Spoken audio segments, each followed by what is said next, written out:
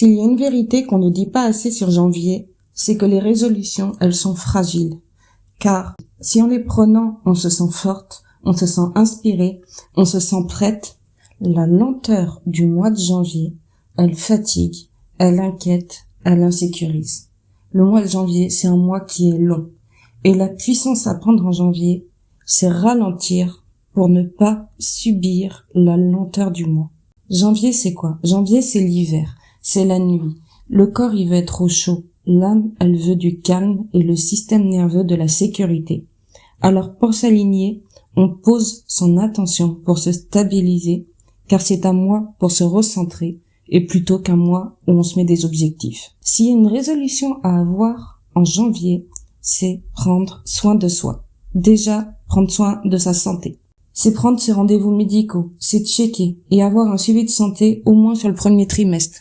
Ophtalmo, dermato, gynéco, dentiste. Vraiment prendre tous ces rendez-vous-là et checker pour avoir son bilan de santé pour l'année. Pour prendre soin de soi après sa santé, c'est prendre soin de son esprit. Et pour prendre soin de son esprit en janvier, c'est sa stabilité. La stabilité, c'est quoi? C'est le chakra racine. C'est sa relation à la peur. La peur du manque, la peur de perdre, la peur de ne pas être en sécurité.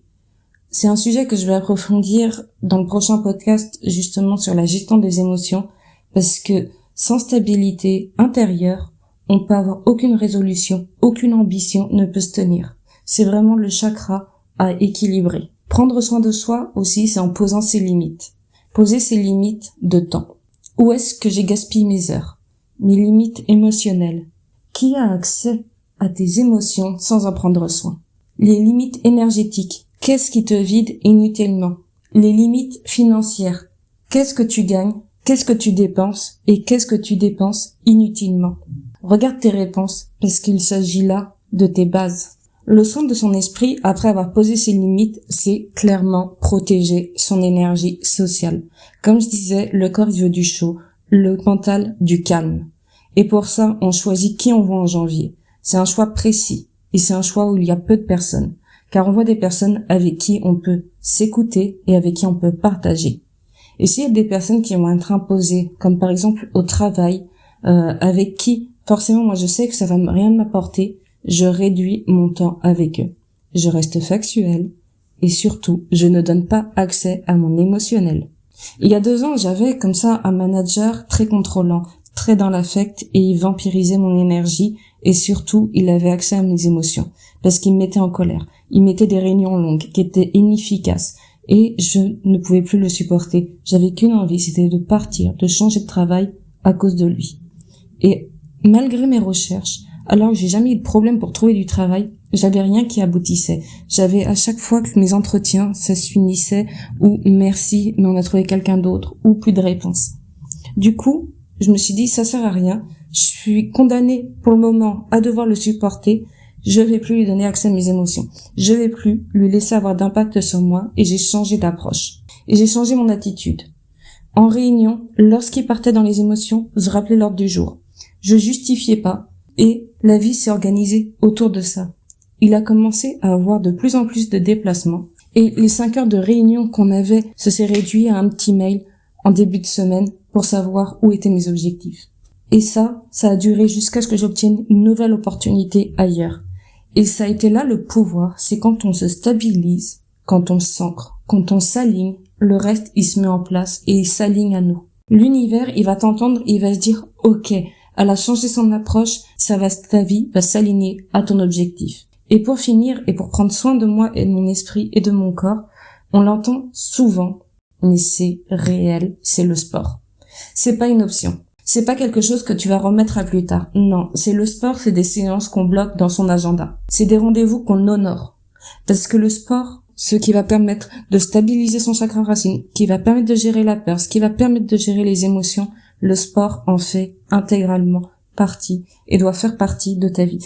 Alors, tu choisis le style de sport, que ce soit du pilates, que ce soit du renfo, peu importe, mais il faut que ce sport soit aligné à toi. Tu lui bloques des créneaux et tu te tiens à ces créneaux. En janvier, moi, le plus beau cadeau que je peux faire pour prendre soin de moi, que j'aime et c'est vraiment ce que je préfère, c'est me ressourcer dans un hammam. C'est le hammam, là, je laisse tomber.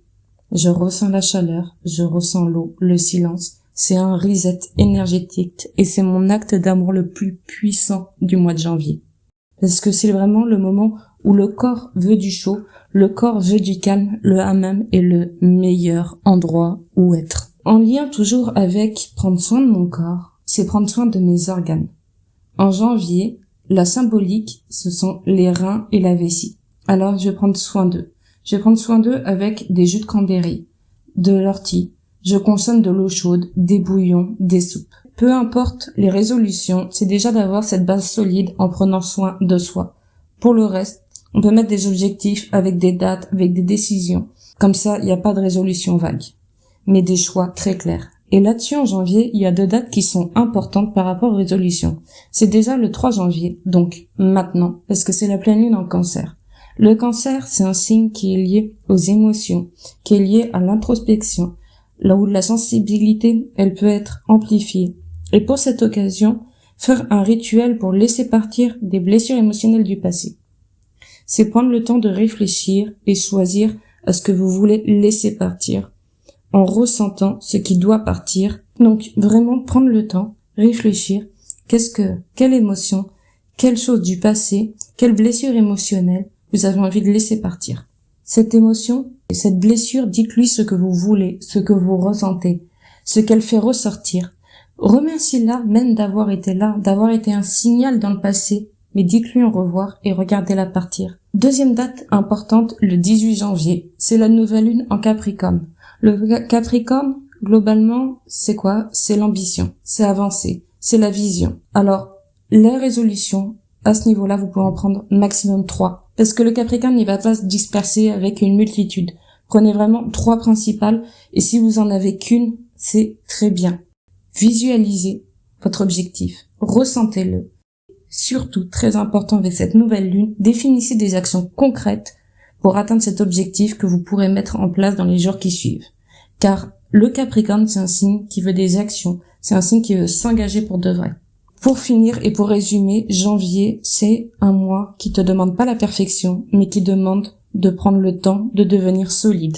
Et pour devenir solide, c'est, comme je disais, prendre soin de soi, prendre soin de sa santé, prendre soin de sa stabilité, gérer sa peur au travers de son chakra racine, c'est poser ses limites, protéger son énergie sociale, prendre soin de son corps avec du sport, avec du chaud si c'est possible comme un hammam, avec une bonne alimentation. Alors, toi aujourd'hui, qu'est-ce que tu tolères sur ce mois de janvier qui t'empêche d'être cohérente avec tes ambitions?